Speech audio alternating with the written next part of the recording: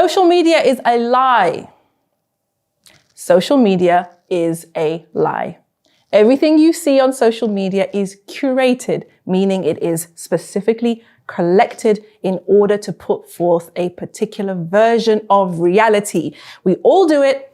We all know that it happens. And yet we still look at people's lives on social media and feel a sense of envy, feel a sense of, I wish my life was like that, or I wish my husband was like that, or I wish my living room looked like that. And therein lies the problem.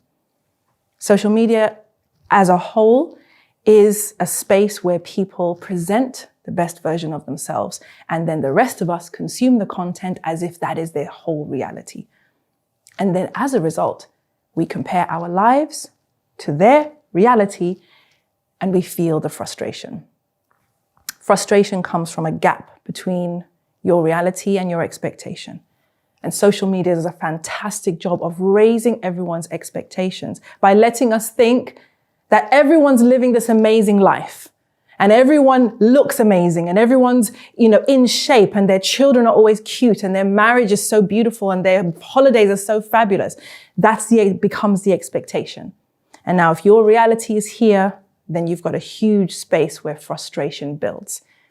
So what I would say, if you are unhappy with any aspect of your life right now, no matter what it is, try to take a 10-day detox from social media and see how you feel afterwards.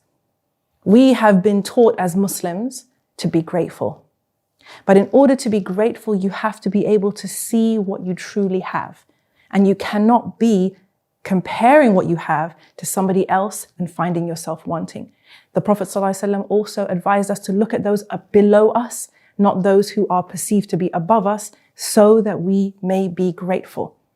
And so if you are struggling with any feelings of inadequacy, any frustration, any disappointment about your life, any aspect of it, give yourself a 10-day detox from social media and see how you feel afterwards. Reconnect to your true lived reality.